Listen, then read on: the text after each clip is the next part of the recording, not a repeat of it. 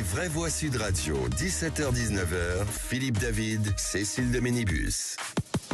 C'est une nouvelle journée qui finit et qui commence pour nous avec Philippe David. Bonsoir Philippe. Bonsoir Cécile. On espère que vous allez bien. Merci en tout cas la petite bête qui monte. Il y a de plus en plus de monde sur cette chaîne YouTube. On en est où mon cher Maxime? Je vais consulter ça, je vous le dis tout de suite. Oui, vous le dites. D'accord. Faites consulter mon psy. En tout cas, on est ensemble jusqu'à 19h avec ce numéro de téléphone que vous connaissez bien si vous voulez partager bien entendu et échanger avec nous et débattre avec nos vraies voix du jour au 0826 300 300. Vous avez la réponse? Oui, nous sommes à 993 000 abonnés sur la chaîne YouTube. Oh là là, ça monte, ça monte, 1000 de plus qu'hier. Ça va, c'est bien, dites donc. Que 7 000 avant le million. Voilà, eh bien, on va solliciter tout le monde. On espère qu'avant la fin de la semaine, on aura passé ce million. Allez, au sommaire de cette émission, le grand débat du jour à 17h30. Qui savait quoi? Qui a fait quoi sur les violences à Bétarame? Après la défense, François Bayrou passe à l'attaque en accusant les ministres du gouvernement Jospin d'avoir été informés des abus dans l'établissement catholique béarnais. Des députés réclament aujourd'hui une commission d'enquête sur ce dossier. Alors parlons vrai, est-on face à une affaire d'État? Et à cette question, faut-il demander des comptes à toutes les personnes informées des violences sexuelles dans l'institution? Vous dites oui à 97%. Vous voulez réagir? Les vraies voix et Aude attendent vos appels au 0826 300 300. Notre invité pour en parler, Daniel Simonet, sera avec nous, député apparenté écologiste et social de Paris, co-signateur d'une proposition de résolution sur la création de cette commission d'enquête à propos des violences de Notre-Dame de Bétarame. Et puis, le coup de projecteur des vraies voix à 18h40. Emmanuel Macron consulte encore ses homologues européens et bientôt les partis politiques français sur l'Ukraine. L'Europe bousculée par les négociations directes États-Unis et Russie. Le ton monte entre Donald Trump et Volodymyr Zelensky. Fâché par ces discussions dans son dos, comme il le dit, le président Trump se dit favorable à des troupes européennes de maintien de la paix en Ukraine. Alors parlons vrai, êtes-vous favorable à l'envoi de troupes européennes en Ukraine? Et si oui, pourquoi faire? Seulement maintenir la paix, faire les casques bleus, éventuellement reconquérir des territoires? Venez nous donner à votre avis au 0826 300 300 à cette question. Ukraine, l'Europe est-elle dans l'impasse? Vous dites oui à 90%. Eugène Berg sera avec nous, diplomate, géopolitologue, ancien ambassadeur et auteur du livre Ukraine, février 2023, les racines du conflit, aux éditions Hémisphère. On vous souhaite la bienvenue, les vraies voix, jusqu'à 19h. Les vraies voix Sud Radio. Avec autour de cette table, bien entendu, Philippe Bilger qui est avec nous. Bonsoir, mon cher Philippe. Chers amis. Bonsoir. Est-ce que les sujets vous plaisent, Philippe? Tout à fait. Je vais tenter de pallier mes ignorances et d'écouter les autres. Et ben voilà, Françoise Degaut est avec nous. Coucou Bonsoir, les amis. Françoise. Super sujet, moi je trouve. Merci beaucoup. Excellent. Sébastien Ménard est avec nous, entrepreneur dans la food tech et patron de Presslip. Bonsoir. Bonsoir. Bonsoir. Bonsoir. Vous n'êtes pas coiffé ce matin? Non, enfin, je ce soir. suis juste venu jouer et gagner au C'est qui l'a dit. Ah, et Écoutez, gagné. on vous retrouve dans 45 minutes.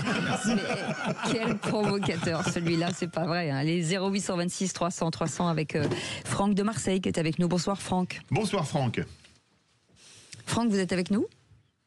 Elle a raccroché. Il a la ligne raccroché. a sauté. Alors je ne sais pas s'il vous a raccroché au nez ou s'il m'a raccroché au nez. Ou s'il nous a raccroché Oui, au nez, nous a ou si peut-être c'est simplement la ligne qui a sauté, ça peut arriver, vous savez, les caprices de la technique. Je crois qu'il est de retour. Franck, He's back. Bonsoir. qu'est-ce que vous êtes Oui, assis je voulais aborder avec vous le sujet, si vous voulez, par rapport au rapport de force qui existe aujourd'hui entre les États-Unis, la Chine, la Russie, l'Inde, on peut ajouter l'Inde, et pourquoi pas demain d'ailleurs les économies du Mexique, de l'Argentine qui sont en train de se réveiller. Comment est-ce que l'Europe peut réexister dans la mesure où elle est très affaiblie, on peut le constater aujourd'hui, et comment est-ce qu'on peut modifier les institutions européennes afin à la fois d'assumer un leadership et d'avancer sur des sujets qui me paraissent phares. Je prendrai quelques exemples.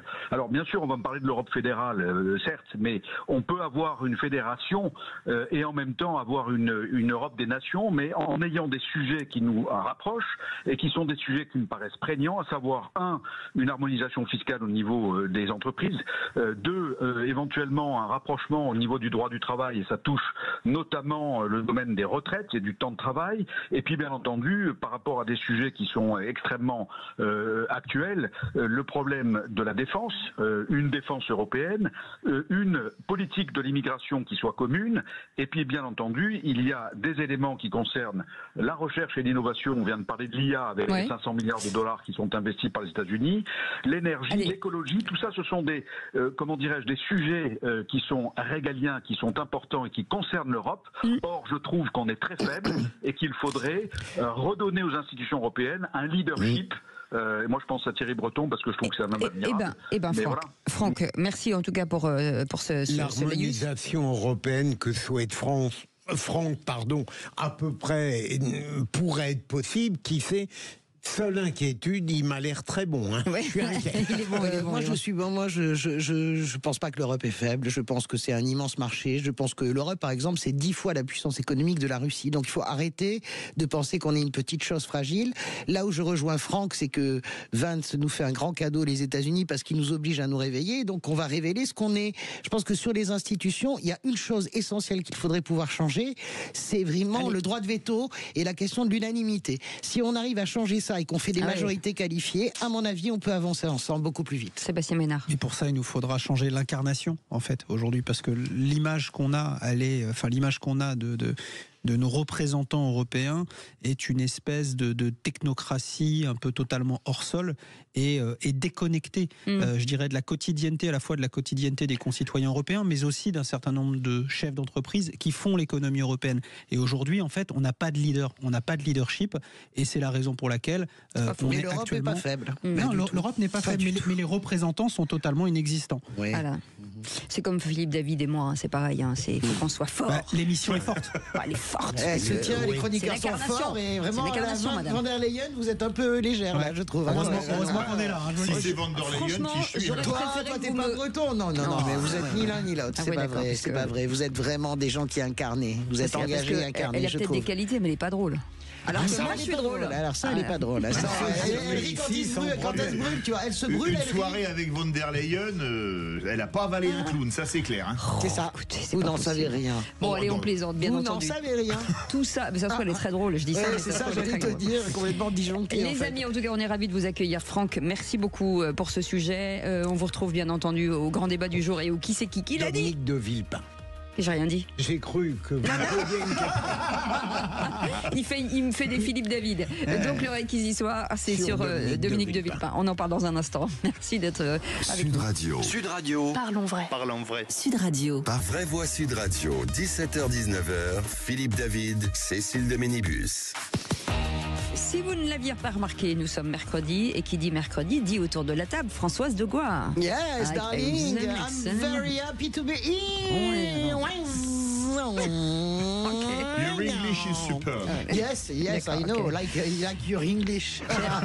Chers Français, chères Françaises, l'abus d'alcool est dangereux pour la santé, vous venez de le voir. Imagine si on buvait en plus. Ouais, ce serait une catastrophe. Et autour de cette table, bien entendu, à ma gauche, Philippe Bilger est avec nous. Tout va bien, à ma Philippe gauche, Bilger. Oui, c'est vraiment parce que c'est à votre gauche. Parce que, non, my animatrice is rich. Et Sébastien Ménard. Nice to meet you. Ce soir, dans votre ville, le grand circus des vraies voix. Cécile de Ménibus et son orchestre. Ok. Et il n'est que des 17h14. Mes amis, dans un instant, Félix Mathieu est avec nous. Bonsoir Félix. Bonsoir Félix. Calmez-vous. De quoi parle-t-on? Alors, je vais parler de trucs pas drôles du tout. En plus. Pardon, justement. Ça passe à une voix près pour Richard Ferrand à la présidence du Conseil constitutionnel, sa légitimité déjà contestée. On va parler aussi dans les 3 mots de Trump qui accuse l'Ukraine d'avoir commencé la guerre. Zelensky regrette qu'ils vivent dans la désinformation russe. Et puis on va parler aussi du Conseil d'État qui confirme la fermeture de C8 et d'Énergie 12. Elles sont évincées de la TNT. Les 2 chaînes devraient cesser d'émettre dès la semaine prochaine. En 3 mots, légitimité, désinformation et éviction. Merci beaucoup Félix Mathieu. Tout de suite, le réquisitoire du procureur. Les vraies voix Sud Radio, le réquisitoire du procureur. Philippe Bilger. Et c'est sur un homme de droite qui fait un tabac à gauche que vous voulez requérir, monsieur le procureur. Oui, dans un récent sondage cluster, que sais-je... Cluster 17. Voilà, que j'ai retrouvé sur Le Point. Dominique de Villepin crève l'écran chez les électeurs de Jean-Luc Mélenchon. Il est derrière lui, mais on constate, c'est intéressant, que cette manière de crever l'écran politiquement et médiatiquement, parce qu'évidemment ces opinions pro-palestiniennes rassemblent beaucoup d'électeurs de la France insoumise, n'a aucune incidence sur le potentiel des voix. Autrement dit, il est très loin derrière Jean-Luc Mélenchon sur ce plan-là, ce qui montre qu'on peut avoir une sympathie médiatique et politique à partir de l'expression d'idées qui plaisent, mais que ça n'a rigoureusement aucune incidence sur un futur électoral. Bien sûr, c'est le baromètre IFOP des personnalités. Kouchner a été en tête pendant des années. Chaque fois qu'il essayait d'atterrir et de se faire élire comme député, dans les Bouches-du-Rhône, en permanence, il échouait. Donc moi, j'entends ce que vous dites. Après, Dominique Villepin, il occupe quand même beaucoup l'espace, il devient un jouet médiatique. C'est épuisant de l'entendre. Toute la journée, c'est fatigant. Il est fatigant parce qu'en plus de ça, il n'a jamais vraiment été cuisiné sur d'où parle-t-il. Excusez-moi d'être un peu guide de Bordienne, mais on sait très bien d'où il parle. Et je trouve que la presse est extrêmement complaisante avec Dominique de Villepin. Et il est doué, mais il ne nous donne jamais les solutions. Mais il est fatigant. Moi, j'aime beaucoup ce type cultivé, etc. Mais il est très borderline sur un tas de sujets. Et j'en veux quand même à nous tous d'être toujours attirés par un nouveau jouet comme ça qui apparaît et qui va redisparaître dans quelques mois. Les cimetières sont remplis de jouets irremplaçables et indispensables pour la presse. Ça m'énerve. Sébastien Ménard. Pour aller dans le sens de Françoise, il est un utilitaire politico-médiatique. Voilà, c'est-à-dire qu'on en a besoin. En plus, je dirais, il est utilisé de manière totalement contre-intuitive parce qu'on s'attend finalement à ce que, vu le background de droite et plutôt très de droite de Dominique de Villepin, on s'attend pas à des positions, mais il a des positions pro-arabes qui servent l'électoralisme. Qui sont constantes. Ça fait 30 ans que Dominique de Villepin est dans la ligne du Quai d'Orsay, la pire des lignes du Quai d'Orsay, pro-arabe, je le dis. Et là, je reste gentil. Mais ça, à la limite, moi, je ne lui reproche pas. C'est une tradition française, il s'inscrit dans cette tradition-là. Là où je suis un petit peu plus gêné, c'est quand effectivement il est aussi, lui, je dirais, sur le toboggan clientéliste électoraliste de la France insoumise. Là, c'est plus gênant, surtout quand on s'appelle Dominique Galouzeau de Villepin. Merci beaucoup Philippe Bilger pour ce sujet. Tout de suite, les 3 mots dans l'actu, c'est Félix Mathieu. Les vraies voix Sud Radio. 3 mots dans l'actu, Félix, qui sont légitimité, désinformation et éviction. Richard Ferrand, confirmé à une voix près à la présidence du Conseil constitutionnel, est déjà attaqué sur sa légitimité. La gauche et LR s'en prennent au RN qui s'est abstenu, ouvrant la porte à sa nomination. Le ton monte entre Donald Trump et Volodymyr Zelensky. Il ne fallait pas commencer la guerre, lance le président des États-Unis. L'Ukrainien regrette de voir l'Américain vivre dans la désinformation russe. Et puis le Conseil d'État confirme définitivement l'éviction de C8 et d'Énergie 12 de la TNT. Il rejette le recours des 2 chaînes suite au non-renouvellement de leurs fréquences. Elles cesseront d'émettre le 28 février. Les vraies voix Sud Radio. J'ai toujours été et je reste un homme libre. C'était le principal doute quant au choix d'Emmanuel Macron de nommer un fidèle Richard Ferrand à la présidence du Conseil constitutionnel. Le principal intéressé était donc auditionné ce matin devant les commissions des lois de l'Assemblée nationale et du Sénat. Richard Ferrand assure que non, il ne sera pas au service de l'actuel locataire de l'Élysée. Non, dit-il d'ailleurs aussi, il n'a jamais souhaité un 3e mandat d'Emmanuel Macron, comme on a pu lui faire dire un peu trop vite suite à une interview de 2023 dans laquelle il déplorait les différentes entraves à la souveraineté populaire, comme les limitations des différents cumuls de mandats. Voilà qu'un tweetos, comme on dit Ferrand veut que Macron fasse un 3e mandat. Il y en a un qui n'a pas compris, mais ça s'est enflammé comme ça le fait aujourd'hui. Vous connaissez tout ça. C'est épouvantable. Mais non d'une pipe, je n'ai jamais affirmé ça. Je connais l'article 6 de notre Constitution. Et naturellement, il s'appliquera au président actuel comme il s'appliquera à d'autres, sauf modification si le constituant que vous êtes le décide. Donc je vous remercie, Madame Panot, de m'avoir permis de tordre le cou, en effet, à ce qui n'a jamais été ma pensée ni mon désir. En tout cas, il aurait fallu 3/5 des voix des sénateurs et députés des commissions des lois pour bloquer sa nomination à Richard Ferrand à la tête du Conseil constitutionnel, soit 59 voix contre. Or, il y en a eu 58, ça passe donc, mais de toute justesse. Et ça passe à une voix près pour Richard Ferrand grâce à l'abstention du RN. S'agacent les autres oppositions de la gauche à LR. Laurent Wauquiez, par exemple, tweet « Les députés RN se font aujourd'hui complices de la nomination à la présidence du Conseil constitutionnel d'un compagnon de route d'Emmanuel Macron ayant milité pendant près de 40 ans au sein de l'aile gauche du PS. » Voilà pour la réaction de Laurent Wauquiez. Philippe Bilger, la position du RN, elle est lisible ou pas pour vous ? D'abord, Richard Ferrand, sur le plan humain, a toujours eu de l'empathie pour le Rassemblement national.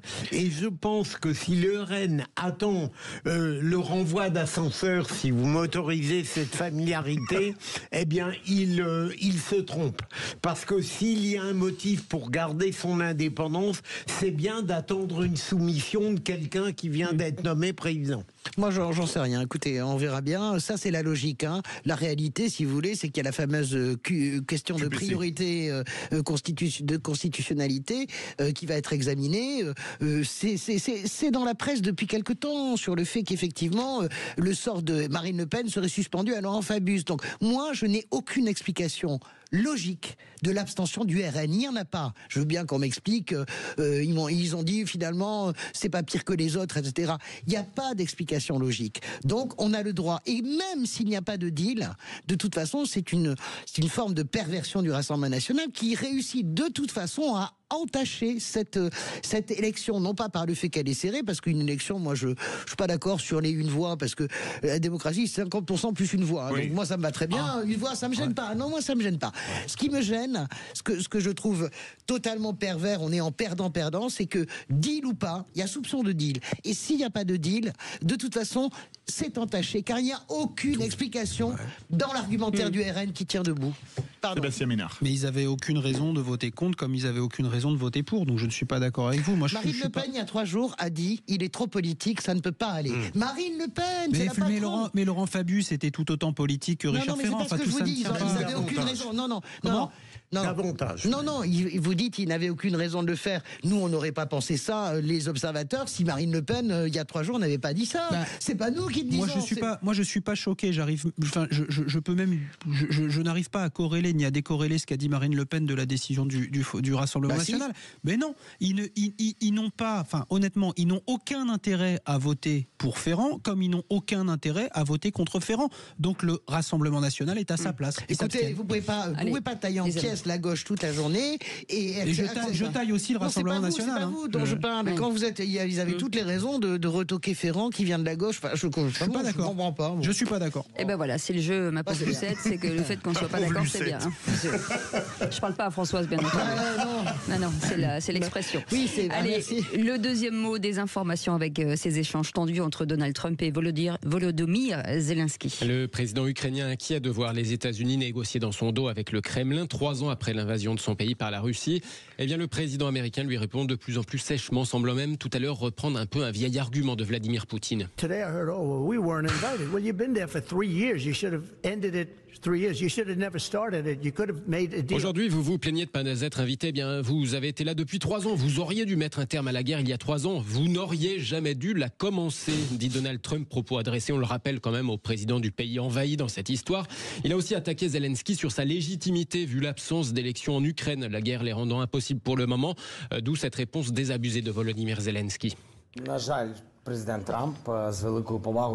Malheureusement, le président Trump, pour qui nous avons un grand respect en tant que dirigeant du peuple américain, que nous respectons beaucoup, qui nous soutient constamment, vit malheureusement dans un espace de désinformation. Réaction de la diplomatie allemande, en tout cas après cet échange. Personne d'autre que Poutine n'a voulu la guerre en Ukraine, rappelle Berlin à l'instant.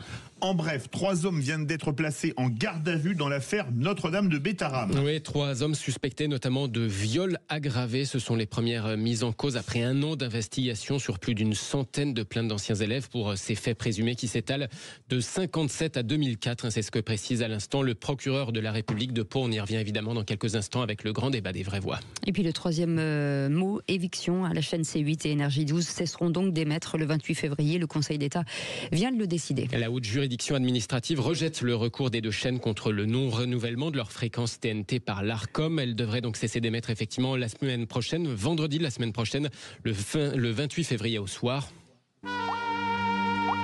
Ce qui rappellera certains souvenirs. Certains se souviendront peut-être de la fermeture de la 5 des années 90 avec ce message « Veuillez nous excuser pour l'interruption définitive de l'image et du son ». Dans sa décision, en tout cas, le Conseil d'État demande à l'Arcom d'étudier la possibilité d'un nouvel appel à candidature pour 4 fréquences qui seront vacantes à partir de juin. En théorie, donc, cela pourrait permettre à C8 et Énergie 12 de repostuler à nouveau dans le futur. Qu'on supprime je trouve que c'est un scandale, alors que par ailleurs, ces chaînes ont déjà été sanctionnées, ont payé. Vous l'avez rappelé souvent, Cécile, 400 personnes vont se retrouver sur le carreau. Bon, C8, moi je peux comprendre. Je comprends pas Énergie 12 par contre, parce que, quel est l'intérêt? Qu'est-ce que vous pouvez comprendre de C8? Mais moi je comprends. Je pense qu'à un moment donné, quand vous respectez pas le cahier des charges, à un moment donné, ces fréquences appartiennent à l'État, et bien vous les coupez. Moi, je sais bien qu'on en fait un sujet politique, etc. Je pense qu'à partir du moment où vous avez une chaîne totalement controversée, avec un animateur totalement controversé, une chaîne qui est condamnée inlassablement à des amendes et qui continue inlassablement, ces fréquences appartiennent à l'État, c'est l'État, le cahier des charges n'est pas respecté, il supprime. Moi ça ne me choque absolument pas. Énergie 12, je ne comprends pas. Énergie 12, je peux vous répondre, il s'agit d'une censure économique puisque c'est qualifié injustement peut-être, mais d'un robinet à rediffusion sans grand intérêt pour le téléspectateur. Okay, allez, merci beaucoup. En tout cas, François Bayrou accuse les ministres Jospin d'avoir couvert les violences à Betaram. Des députés réclament une commission d'enquête. Alors parlons vrai, est-on face à une affaire d'État? Et à cette question, faut-il demander des comptes à toutes les personnes informées des violences sexuelles dans l'institution Notre-Dame de Betaram? Vous dites oui à 97%. Vous voulez réagir? Le 0826 300 300. Danielle Simonet est avec nous, députée apparentée écologiste et sociale de Paris. Merci beaucoup, Madame la députée, d'être avec nous. Est-ce que la prescription doit s'appliquer dans ce type d'affaires? Non, il faut absolument que toute la lumière soit faite parce que c'est un scandale extrêmement grave. Puisqu'on est sur plus d'une centaine, 112 plaintes au parquet de Paris. Donc on est là sur une problématique où on voit bien que ça faisait système. Donc on est à la fois sur des cas d'agression sexuelle, de viol et de violence répétées dans cet établissement. Alors il y a eu une commission... On va en parler, Danielle Simonet, si vous permettez. On fait juste une petite pause, on revient dans un instant. C'était un petit teasing. Merci en tout cas de votre fidélité, à tout de suite. Sud Radio. Sud Radio, parlons vrai. Parlons vrai. Sud Radio. Les vraies voix Sud Radio, 17h-19h, Philippe David, Cécile de Ménibus. Retour des vraies voix avec bien évidemment Cécile de Ménibus, Philippe Bilger, Françoise Degois et Sébastien Ménard. Et c'est l'heure du grand débat du jour. Absolument. Les vraies voix Sud Radio, le grand débat du jour. On va parler de l'affaire Betaram. Que savait le Premier ministre? Je n'ai jamais été informé. Jamais. Je peux vous assurer que tout est faux. Si on fait le procès de François Bayrou, ça sera le procès de toute la population locale. Tout le monde savait. Tout le monde. Tout le monde savait que Betaram, il y avait des violences. C'est d'ailleurs ce qui faisait l'ADN de cet établissement. Si je ne savais pas, d'autres savaient. Le ministre de la Justice est Elisabeth Guigou. Qui était le ministre de l'Éducation nationale? C'était Claude Allègre. Qui était la ministre chargée de l'enseignement scolaire? C'était Ségolène Royal. Et donc, qui savait quoi? Qui faisait quoi sur les violences de Betaram? Après la défense de François Bayrou passe à l'attaque en accusant les ministres du gouvernement Jospin d'avoir été informés des abus dans l'établissement catholique béarnais. Des députés aujourd'hui réclament une commission d'enquête sur ce dossier. Alors parlons vrai, est-ce que cette affaire pourrait avoir des conséquences lourdes sur la politique française? Faut-il demander des comptes à toutes les personnes informées des violences sexuelles dans l'institution Notre-Dame de Betaram? Vous dites oui à 97%. Vous voulez réagir? Vous avez été élève à Notre-Dame de Betaram, venez témoigner au 0826 300 300. Et notre invité pour en parler, Danielle Simonet, est avec nous, députée apparentée, écologiste et sociale de Paris, co-signataire d'une proposition de résolution sur la création d'une commission d'enquête à propos des violences donc à Notre-Dame de Betaram. Merci d'avoir accepté notre invitation, Madame la députée. Philippe Bilger. Alors, sous réserve de ce qu'on va probablement encore apprendre dans les prochains jours, parce que Mediapart utilise sa méthode préférée, c'est-à-dire distiller du venin absolument par des comptes-gouttes très perfides. Moi, j'ai toujours eu tendance, et je continue à défendre la position du Premier ministre, tout simplement parce que psychologiquement et juridiquement, il me semble que son point de vue était pertinent et convaincant. Deuxième élément, il en a eu assez d'avoir une défense défaitiste et il s'est rebiffé en mettant en cause le gouvernement de gauche qui avait lui-même eu des alertes judiciaires dont apparemment on n'a pas tiré toutes les conséquences et c'est une stratégie classique. Troisième élément, et là je finis, c'est le fait que tout de même on devrait s'interroger sur les rapports du judiciaire avec le politique, quel qu'il soit. J'ai l'impression que lorsqu'on est confronté à des événements très graves comme ceux de Betaram, il n'y a jamais véritablement d'efficacité, et de mise en cause aussi rapide que la situation l'exigerait. Françoise de Gaulle. Oui, alors là où il est lamentable, et je crois savoir qu'en haut lieu, en tout cas, on est très agacé par la défense de Bayrou hier, parce que dire en gros c'est pas moi, c'est les autres, c'est complètement débile. D'ailleurs, parce que Elisabeth Guigou s'est parfaitement défendue hier soir en expliquant voilà ce qui s'est passé, on a la lettre, et voilà ce qui s'est passé. Le principal personne signalée s'était suicidé, le père qui était d'ailleurs reparti au Vatican. Ségolène Royal est folle de rage. Comment est-ce que vous accusez Ségolène Royal d'avoir masqué alors qu'elle est elle-même autrice, on va dire, d'une circulaire quand elle est ministre de l'enseignement secondaire sur les violences sur les enfants, et Claude Allègre, il est mort. Donc ça, c'est le premier point. Le deuxième point, vous aviez raison sur Mediapart, qui vient de sortir à l'instant un nouveau document. Évidemment, c'est le supplice chinois. À l'instant, la préfecture des Pyrénées-Atlantiques qui était alertée dès 1993 du premier grave cas de violence physique. François Bayrou était ministre de l'Éducation nationale, bien sûr, et président du département. Comment est-ce que vous imaginez? Sébastien et moi, nous connaissons parfaitement François Bayrou depuis des années. François Bayrou qui écume ce département, comment vous pouvez imaginer en tant que président du Conseil général qu'il n'était pas au courant. Sa défense ne tient pas et je ne sais pas où ça ira, mais c'est quand même terrible, si vous voulez, d'en arriver là. Et je pense que oui, la commission d'enquête est la bienvenue. Sébastien Ménard. Alors, ça va pas être simple de défendre François Bayrou. Tu le feras pas, donc. Non, mais ce qui est certain, c'est que on n'imagine pas l'une des premières personnalités d'un département ne pas être au courant. D'ailleurs, il l'a finalement à demi après l'avoir complètement réfuté. Donc voilà. Donc ce qui quelque part met en lumière la défense qui eût été la sienne. Et je pense qu'elle n'était pas nécessaire. Moi, je suis de ceux qui auraient probablement dès le départ dit la vérité, même si cette vérité n'est peut-être pas audible, ma chère Françoise de Gaulle. Mais en tout cas, la posture qui est la sienne est aujourd'hui fragilisée, c'est certain. Est-ce que pour autant, elle a une incidence sur la conduite gouvernementale qui est la sienne dans le contexte actuel? La réponse est non. Je m'en suis déjà expliqué sur cette antenne. Avec nous, Daniel Simonet, député apparenté écologiste et social de Paris et co-signataire d'une proposition de résolution sur la création d'une commission d'enquête à propos des violences à Notre-Dame de Betaram. J'avais posé la question dans le lancement, Daniel Simonet, est-on face à une affaire d'État ? Oui, je pense qu'il y a plein d'aspects dans cette affaire. D'abord, que tout le monde prenne bien conscience, qu'est-ce qu'il y a de plus précieux que de préserver l'intégrité de nos enfants contre toutes les violences sexistes, sexuelles et toutes les maltraitances. Là, on est sur un cas d'école terrible, puisque dans cette école de Betaram, vous avez eu à la fois des problèmes de viol, des agressions sexuelles répétées et des violences, vraiment de la maltraitance. Il y a eu une commission qui s'est tenue ce matin, la commission des affaires culturelles et l'éducation, qui a adopté à l'unanimité la création d'une commission d'enquête sur les modalités de contrôle par l'État et de prévention des violences dans les établissements scolaires. Parce que vous voyez bien que dans cette affaire, ce qui est important, c'est bien sûr de savoir à la fois qui savait et n'a rien fait, tous les manquements dans la chaîne de contrôle par l'administration des écoles privées. Parce que là, on voit qu'il y a eu une omerta qui a été organisée, puisque les faits sont colossaux et répétés dans le temps.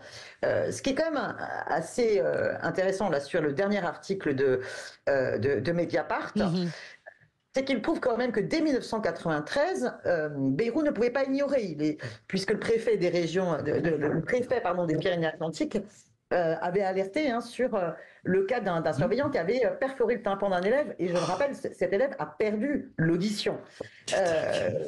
Et l'inspection, il y avait une inspection qui avait été commandée en 93 de manière complètement hypocrite, simplement une inspection pédagogique, alors que vous avez par ailleurs un article de la Dépêche de Midi dans cette période-là qui raconte par la suite qu'il y a 4 élèves qui ont eu le tympan perforé. Donc, on est sur une école où il y a eu des graves problèmes, il y a eu des plaintes.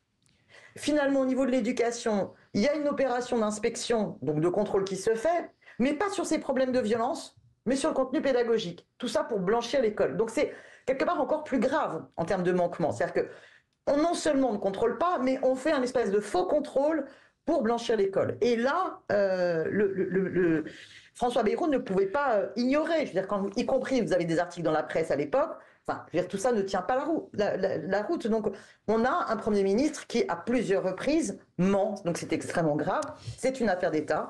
Et par ailleurs, ce qui est important, c'est de se dire, là, on doit faire absolument d'une cause nationale, la question de la lutte contre les violences dans nos établissements scolaires. Et donc, il faut absolument voir comment, dans l'ensemble de ces procédures, il y a pu avoir un manquement lorsqu'il y a eu des signalements, un mauvais traitement de ces signalements. Et le dossier est extrêmement lourd. Daniel Simonet, là, on flèche effectivement le Premier ministre, mais quand on vous écoute et quand on lit ce qui est... Il y a une responsabilité qui est multiple, en fait. Oui. Puisque l'article parce que là, on parle de François Bayrou. Signalement à Elisabeth Guigou qu'il faut absolument creuser. Bah oui. Et puis, il faut écrire. Donc, pour moi, il y a toute la chaîne doit être, et tous les gouvernements successifs doivent être entendus là-dessus. Et cette commission d'enquête, elle doit aussi permettre de voir comment est-ce qu'on fait pour que ça ne se reproduise plus. Quelle est la fréquence des contrôles et le traitement des signalements par les inspections, par l'ensemble de l'administration de l'éducation nationale vis-à-vis des écoles privées comme des écoles publiques.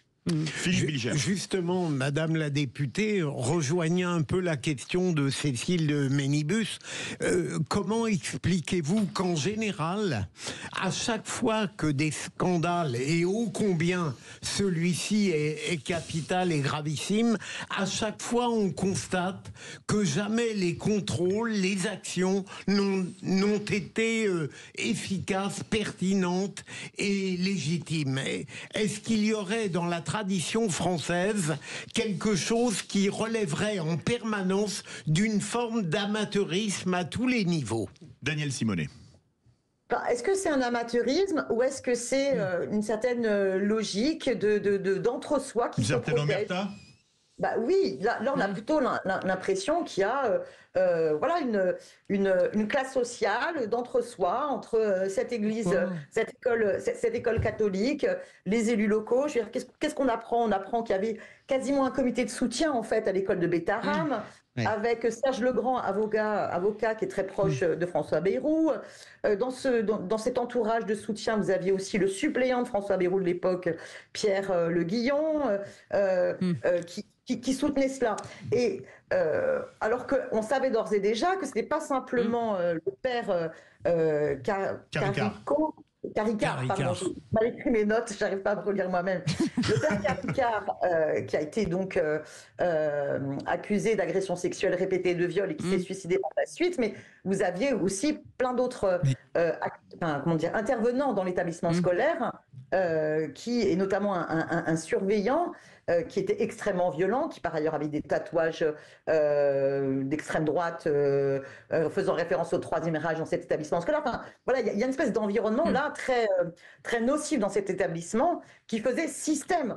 L'établissement avait quand même une telle réputation de maltraitance sur les enfants que la menace, paraît-il, dans la région vis-à-vis des élèves qui étaient pas sages, c'est attention, sinon on t'envoie à Bétharame.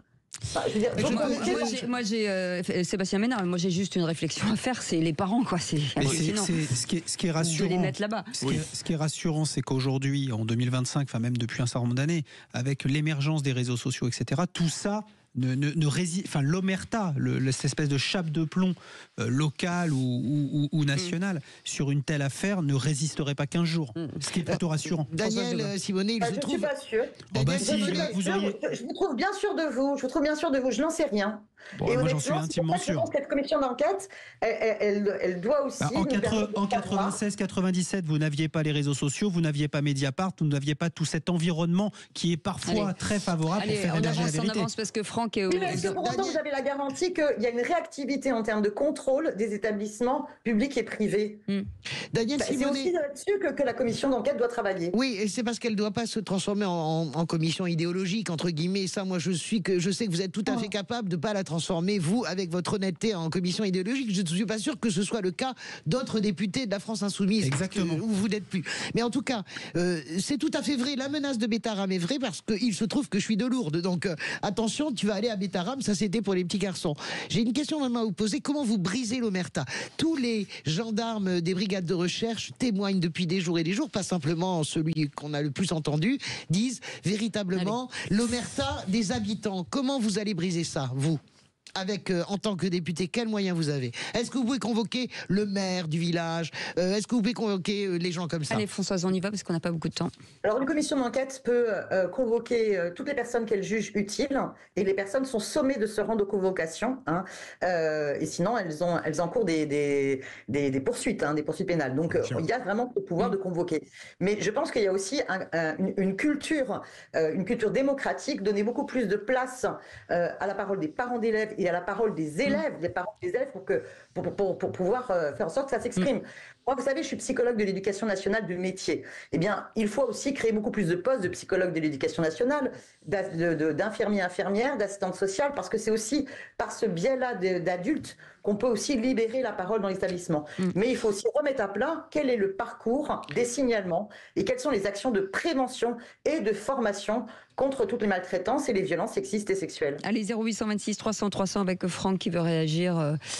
Franck. Oui, je ne mésestime pas la gravité de cette affaire, si vous voulez, mais il y a quand même des premières alertes qui datent de 93 et l'affaire sort en 2025. Alors, qui a lancé l'alerte pour affaiblir le Premier ministre et l'attaquer? À qui profite le crime? Et comment François Bayrou a-t-il réagi? On est ici, pour moi, dans la politique de bas étage, politicienne, qui n'intéresse absolument pas les Français, car on est dans un règlement de compte politique entre un certain milieu politique et contre un autre. Alors, à côté de ça, il est évident que l'affaire pose le sujet d'omerta en ce qui concerne les abus sexuels, et que c'est très bien qu'il y ait des députés qui se saisissent de cette affaire pour essayer de légiférer, ou en tout cas de trouver des moyens de faire en sorte que les informations sortent quand il y a de tels abus. Mais en l'occurrence, on est quand même en train de donner une image de la France, une fois de plus sur le plan politique, qui est une politique politicienne de bas étage, alors que bien d'autres sujets sont très prégnants actuellement et qu'il faudrait les traiter avec une hauteur de vue. Là, on est dans du n'importe quoi. Oui, mais là, il y a 112 gosses qui ont quand même été violés, hein, excusez-moi. Franchement, c'est dur, hein, votre argument, parce que c'est l'argument de la droite qui dit arrêtez la gauche d'instrumentaliser. Pardon, excusez-moi. C'est pas le problème d'être faux ou pas. Il faut quand même choisir à un moment donné ses combats. Quelles que soient les raisons, à mon avis, hein, pour lesquelles cette affaire est sortie. Non, mais la question de Franck, c'est intéressant, Françoise. La question de Franck de dire est-ce que si François Bayrou n'avait jamais été Premier ministre, est-ce que cette histoire se serait sortie? Moi, je pense qu'elle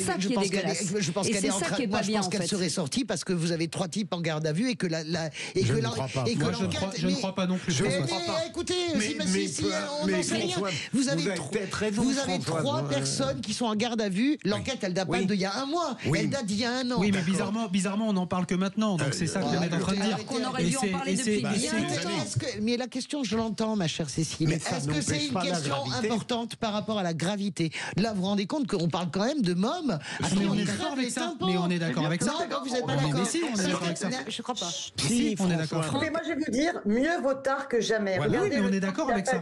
Mais pour parler des problèmes. Non, mais on est d'accord, hein, Daniel Simonet. De pédocriminalité dans l'Église. Combien de temps il a fallu pour parler des scandales dans la Fondation Abbé Pierre? Mais on ne remet pas ça en cause. On remet en cause l'instrumentalisation. On remet en cause l'instrumentalisation politique d'une certaine gauche pour plomber, pour censurer. On n'a pas réussi à le censurer sur le budget, donc on va le censurer.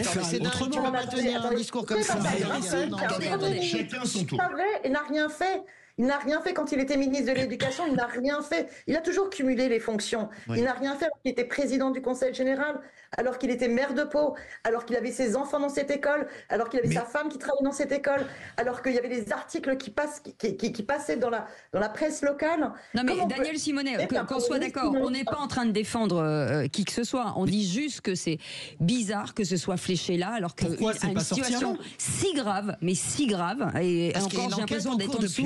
Depuis autant d'années, personne ne l'est. Voilà, c'est tout. Parce qu'il y a une enquête il y a une depuis plus d'un an et qu'on y arrive. responsabilité multiple, en fait, aujourd'hui. Comme par hasard, on y arrive maintenant. Et 93, ça fait quand même 32 ans, ce qui est complètement dingue. Combien de gosses ont été... Ça n'intéressait personne depuis 32 ans, en fait. Combien de gosses ont été victimes en 32 ans? Là où je suis d'accord, Cécile, ça n'intéresse pas les politiques. Toute la presse en est emparée. Quand dans mon patelin, on dit tu vas aller à... Oui, mais Françoise, il y a eu combien de gouvernements depuis 32 ans qui auraient dû s'en emparer? Mais depuis combien de temps? Je sais, mais non, mais attendez, vous pouvez pas...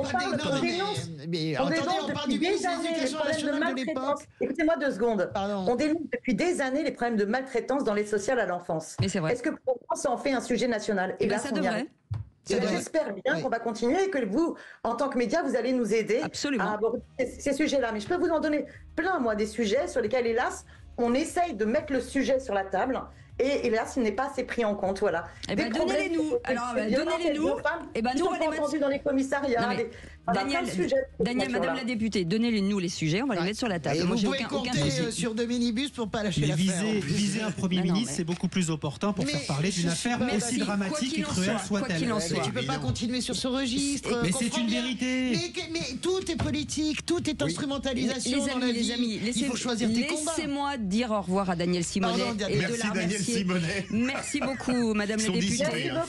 Merci beaucoup, co-signateur donc cette proposition de résolution sur la création d'une commission d'enquête à propos de ces violences de Notre-Dame de Bétarame. Et bien entendu, nous avons une pensée très émue pour les familles et les victimes. Enfants. Merci beaucoup d'avoir été avec nous. Dans un instant, on va se détendre un petit peu. On revient. À tout de suite.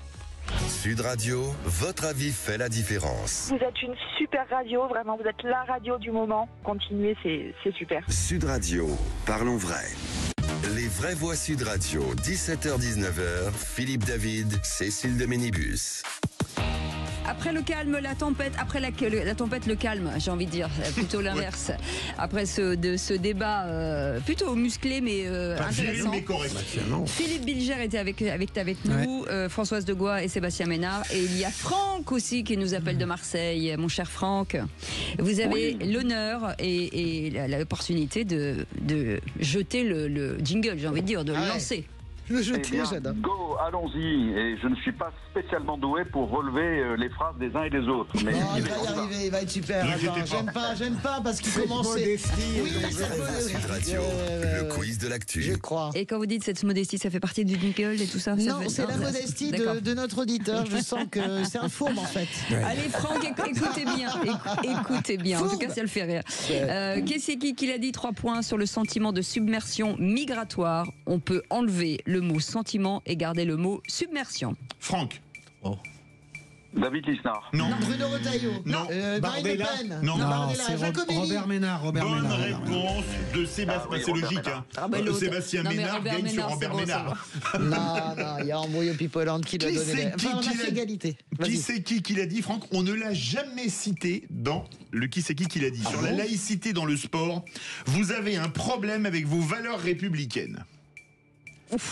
Oula. Voilà, aucune idée. C'est pas Caner? Non, c'est un président de groupe parlementaire. Non. Ah bon? Oui. Un président de groupe, Sandrine Rousseau? Non, un président. Un président au Sénat. Mais c'est le oui, je sais, mais comment il s'appelle? Non, on ne sait pas comment il s'appelle. C'est le président vert du Sénat. Bon, laisse tomber. C'est l'incroyable Hulk. Personne n'a la réponse. Excusez-moi, je donnerai un point à Françoise pour la mauvaise foi. Oui. Non, mais rien du tout. Non, ça fait moins un point. C'est Guillaume Gontard, président du groupe écologiste. Cherchez Gontard. Tout le monde le connaît. Bien sûr. On savait pas. En fait, là, il n'y a que des inconnus. Je voulais lâcher les inconnus. Allez, qui c'est qui l'a dit? 3 points sur la guerre en Ukraine. Nous avons besoin de renforcer la défense européenne et de réfléchir à l'envoi de troupes au sol. C'est le ministre de l'Industrie, Marc Ferracci. Bonne réponse. Et c'était On sent un auditeur de Sud Radio. Bravo. Qui c'est qui l'a dit? Aujourd'hui, personne ne veut envoyer de troupes en Ukraine. Franck. C'est le président de la République. Non. Mélenchon. Non. Bompard. Non. Panot. Il a les yeux bleus. Bonne réponse de Philippe Bilger. J'ai fait comme Sébastien. J'attends et puis il fait du ping-pong. Moi j'ai 0 là ce soir. Question qui c'est qui a dit? 3 points. Ce front républicain est trahi par messieurs Retailleau, Darmanin, etc. qui reviennent en permanence sur les obsessions de l'extrême droite. Franck.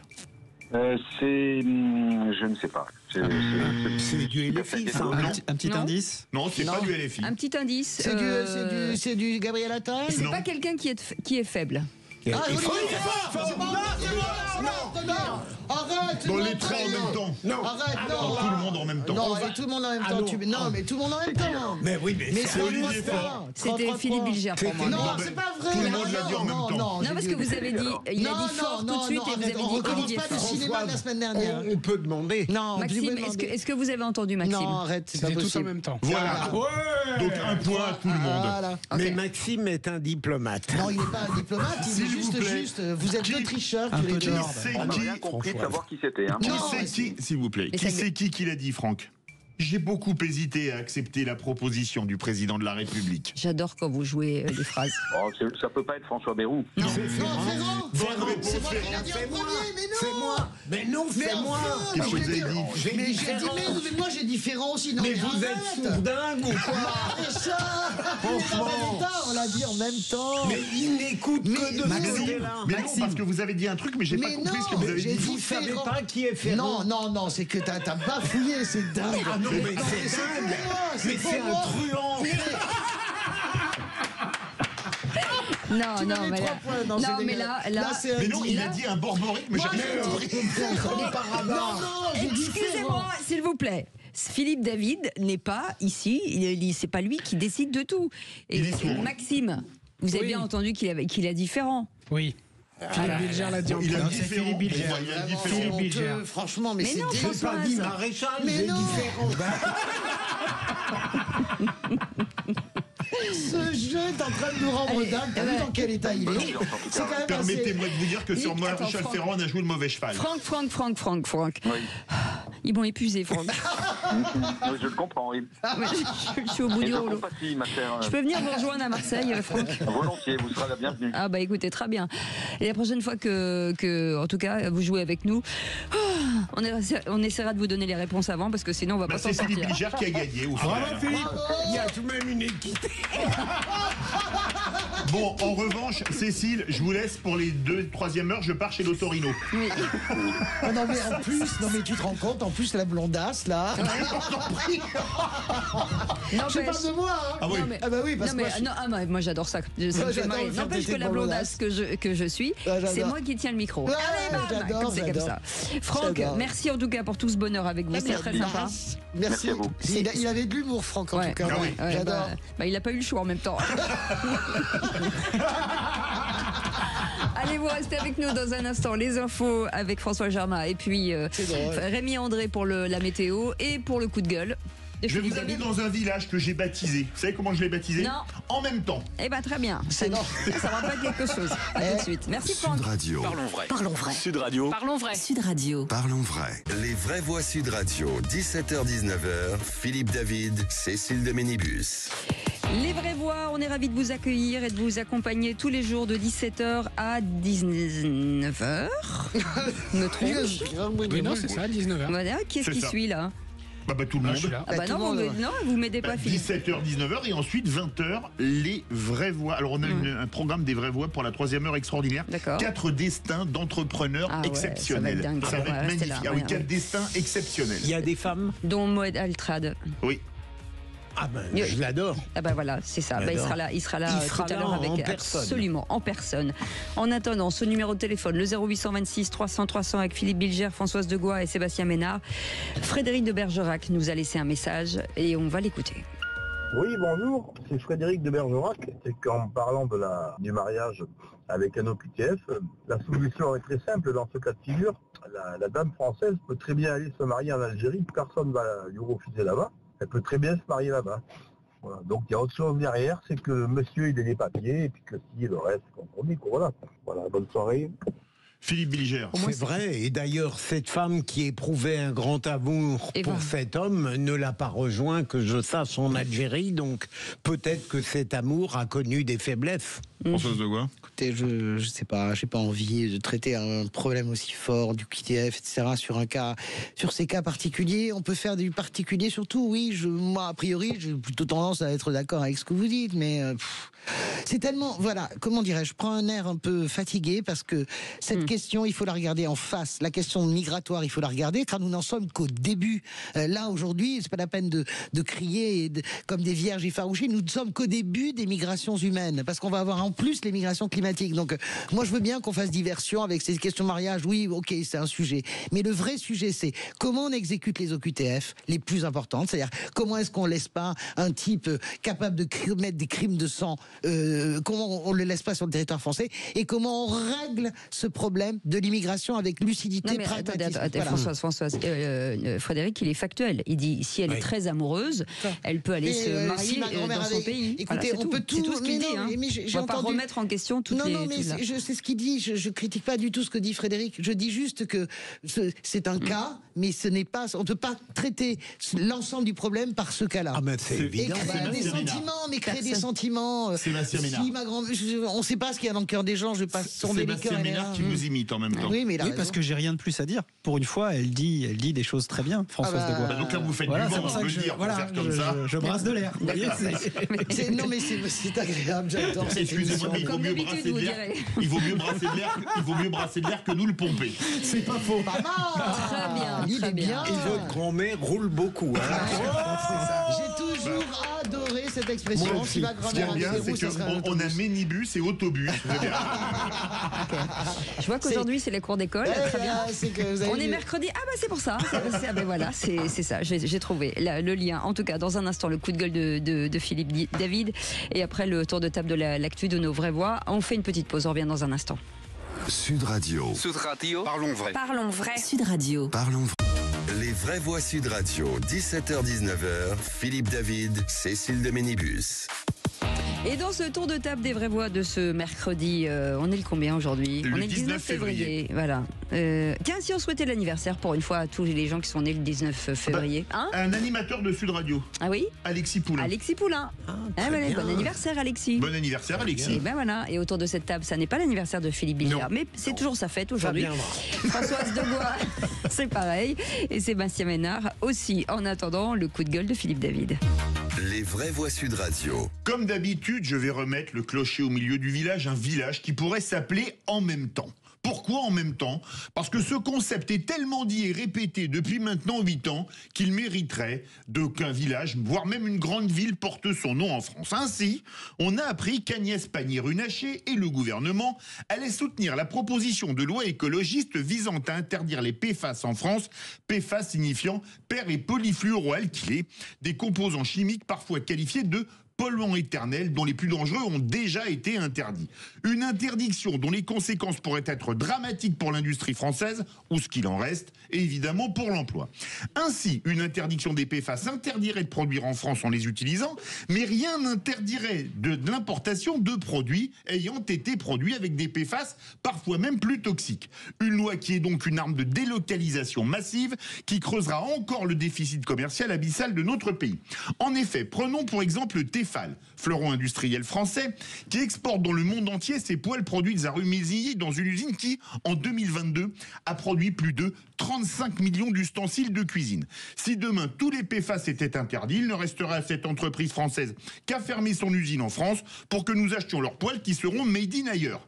Alors, après nous avoir gavés de la volonté de réindustrialisation, de souveraineté industrielle, au point d'avoir ajouté la fonction au ministre de l'économie, et nous avoir dit et répété que les manques de produits que nous produisions pas pendant la période du Covid allaient bientôt être terminés, on eut pond une loi qui va donner l'halali à une industrie moribonde, puisqu'en décembre 2024, le niveau de production de l'industrie française était 8% inférieur à celui de janvier 2020, juste avant le Covid. Alors merci d'arrêter les discours martiaux sur la réindustrialisation et la souveraineté industrielle, et merci à Agnès Pannier-Runacher pour son action pour l'écologie, puisque demain en France, on ne polluera plus puisqu'on ne produira plus rien.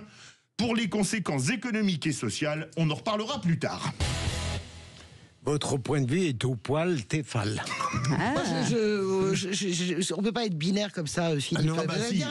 Non, écoutez, on parle pas d'écologie là, on parle de votre santé, de la mienne, de celle de vos enfants, de votre petite fille, les polluants éternels. Lisez évidemment toutes les études, ce que vous ne manquez pas de faire, parce que je sais que vous êtes passionné aussi par ce type de sujet. C'est dramatique, non pas même pas pour notre génération, mais pour les générations à venir. Est-ce que vous avez par exemple la liste des cancers cancer industriel qui se développe dans ce pays. Il y a même un député, il y a même un homme politique socialiste qui en est frappé en ce moment, on va pas dire son nom, mais il est frappé de cancer industriel lié à son existence comme la population dans sa circonscription à côté d'une usine. Donc j'entends ce que vous dites, j'entends l'industrie. Il ne faut pas les opposer, mais nous ne pouvons pas sacrifier. C'est pas l'écologie parce que c'est abstrait l'écologie. Vous faites de l'abstraction. C'est la vie humaine avec la multiplication des cancers, les atteintes à la vie humaine. Nous ne pouvons pas les sacrifier pour l'industrie et vice versa. Il existe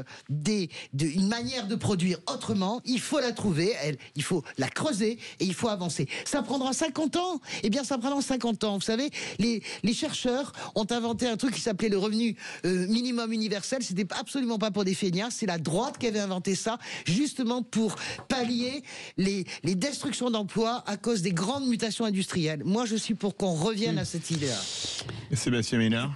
Moi, je vais citer quelqu'un qui est parti l'année dernière, qui s'appelait François Boucher, qui était à la tête d'une entreprise qui s'appelle Valgo. Et le slogan de son entreprise, c'était « Médecin de la Terre ». Ce monsieur a dépollué AZF, ce monsieur a dépollué les terrains Amazon dans la banlieue rouennaise, etc. Il m'avait dit un truc, avant de mourir, il avait interpellé tous les pouvoirs publics, etc. Il avait dit que les PFAS serait le plus gros scandale sanitaire du 21e siècle. Et il ne s'est pas trompé parce que moi, il m'en avait parlé, pour tout vous dire, il y a 5 ans. Il y a 5 ans, personne ne savait ce qu'était un PFAS. Et je ne peux pas, quelque part, le suspecter de ne pas être un grand industriel, puisqu'il a créé des milliers d'emplois. D'ailleurs, il est de votre région, ma chère Françoise Degois. C'est quelqu'un qui était extrêmement moteur pour l'industrialisation de nos territoires, mais il m'a dit tu découvriras que les PFAS sont le plus gros scandale. Exactement. C'est exactement ça. Pour une fois, mon cher Philippe David, je suis désolé, mais on ne peut pas être binaire sur ce truc-là. Oui. Les PFAS, ça fera crever nos gamins et ça fera crever l'humanité. Mais la loi va faire crever notre industrie. Et alors, allez, merci les amis. On a quelqu'un qui nous attend tout de suite. L'info en plus, c'est Félix Mathieu. Les vraies voix Sud Radio. Et en Algérie, des hommes sont venus demander à Boualem Sansal de prendre un avocat non juif. Et c'est ce que révèle Marianne. Oui, l'écrivain franco-algérien de 80 ans a reçu cette étrange visite dans la chambre pénitentiaire de l'hôpital où il est traité pour un cancer en Algérie. Des hommes présentés par Marianne comme des émissaires des autorités algériennes.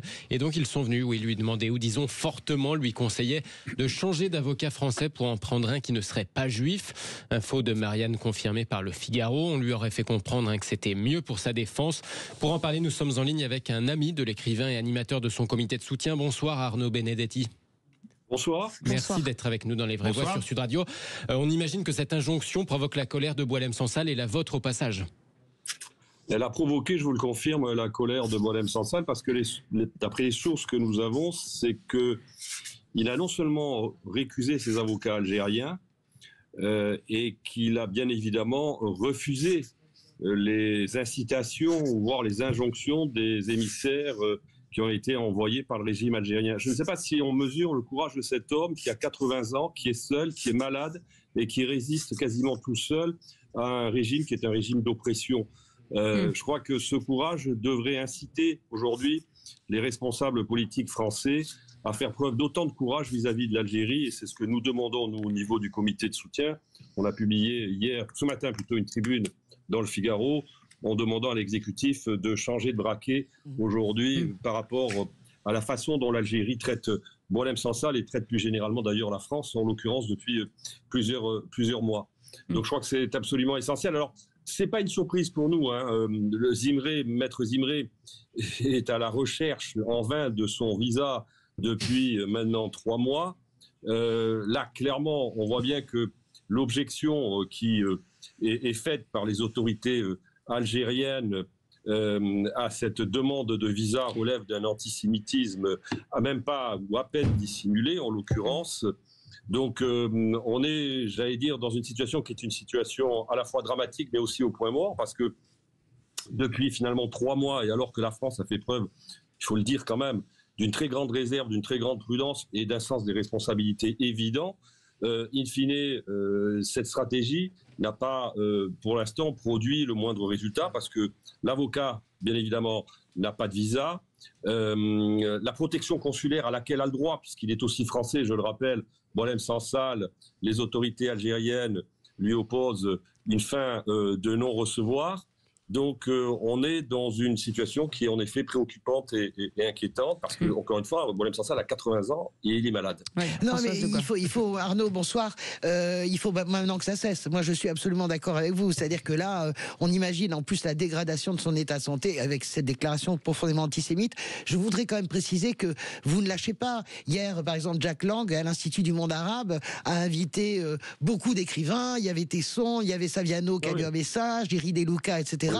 Ça veut dire que non mais je trouve ça merveilleux que ce soit les artistes, la société civile qui se mobilisent maintenant. Emmanuel Macron, agissez, ça suffit. Arnaud, est-ce que on dit tout le temps devant l'apparente passivité du gouvernement français qu'il y a probablement des négociations dans les coulisses très secrètes? Est-ce que c'est vrai ou est-ce que c'est du vent, ça? Non, mais qu'il y ait eu en tout cas des échanges entre un certain nombre, j'allais dire, d'autorités françaises et des autorités algériennes, à quelque niveau que ce soit, c'est certain. Mais en l'occurrence, ce qu'on constate, c'est que depuis 3 mois, encore une fois, ces échanges n'ont donné lieu à strictement aucun résultat. Ça, c'est une réalité. Et donc, ça veut dire que la stratégie aujourd'hui touche à ses limites. Et c'est la raison pour laquelle la France dispose d'un certain nombre de leviers. Soit il les utilise, et peut-être que nous arriverons à inverser le rapport de force. Vous savez, quand vous discutez avec des gens qui connaissent très bien l'Algérie, ou voire avec des gens qui sont des Algériens et qui ont eu à s'opposer au régime algérien, je pense à quelqu'un comme Saïd Saadi, qui a été l'une des grandes figures de l'opposition algérienne et qui est aujourd'hui en France. Ouais. Il vous dit clairement, le pouvoir algérien est un pouvoir qui est issu finalement d'une genèse idéologique qui est celle du soviétisme. Et ces gens-là ne connaissent que le rapport de force à un moment donné en la matière. Et clairement, on voit bien que si on n'arrive pas à infléchir à un moment donné le rapport de force qui nous impose, il est à craindre que nous n'arrivions pas finalement à pouvoir faire libérer Boualem Sansal, c'est bien le sujet. Ou alors il faut trouver une voie qui est une voie intermédiaire, qui est une tierce voie, une voie étrangère qui nous permette à un moment donné de pouvoir éventuellement, là aussi, négocier avec les Algériens, sortir du face-à-face entre la France et l'Algérie, qui est un face-à-face en effet très compliqué de par l'histoire, et là peut-être parvenir à faire libérer Boualem. Mais le problème c'est que le temps aujourd'hui joue contre nous. Je rappelle, il a 80 ans, il est malade, il est en prison. C'est quand même pas les meilleures conditions pour être soigné. Merci beaucoup Arnaud Benedetti, en tout cas de ce témoignage, et merci de votre soutien bien entendu, et on vous soutient aussi dans cette action. Dans un instant, le tour de table de l'actu des vraies voix avec Philippe Bilger. Je vais parler de Richard Ferrand, mais en actualisant, si j'ose dire. Je vais parler de Kfir, sa maman chérie et son petit frère Ariel. Et Sébastien Ménard. Biarritz, première ville de France. Merci beaucoup Félix Mathieu pour cette info plus important. On fait une petite pause, on revient dans un instant, à tout de suite. Sud Radio. Sud Radio. Parlons vrai. Parlons vrai. Sud Radio. Parlons vrai. Les vraies voix Sud Radio, 17h-19h, Philippe David, Cécile de Ménibus.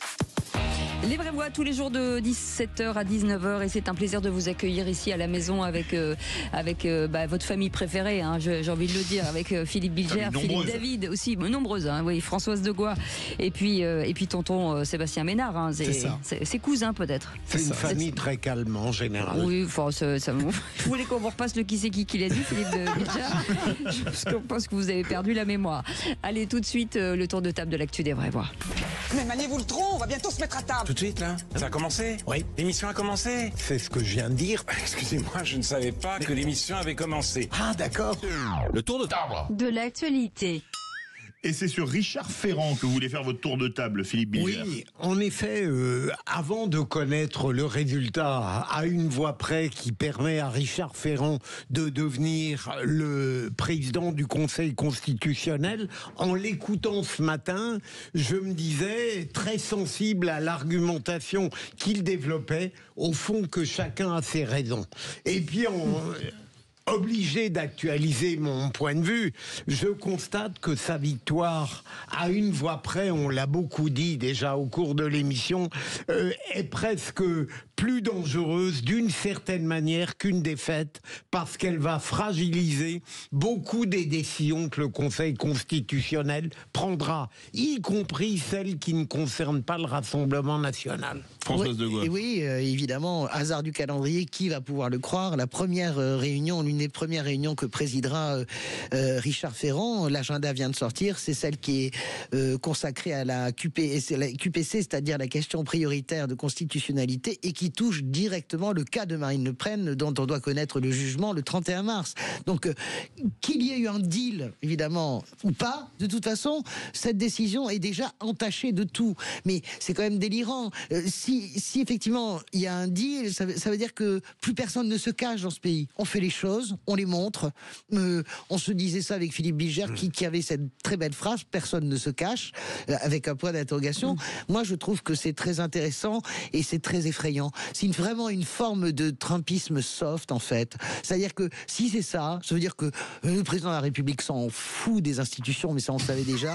Ça veut dire qu'il s'en fout des corps intermédiaires. Richard Ferrand s'en fout d'avoir passé un deal avec le RN et peut-être... Comprenez ce que je veux dire? On est quand même dans un truc, une avancée qu'on n'avait jamais vue. Et moi, ça m'inquiète beaucoup. Sébastien Ménard. Moi, je suis pas choqué par la nomination de Richard Ferrand, absolument pas.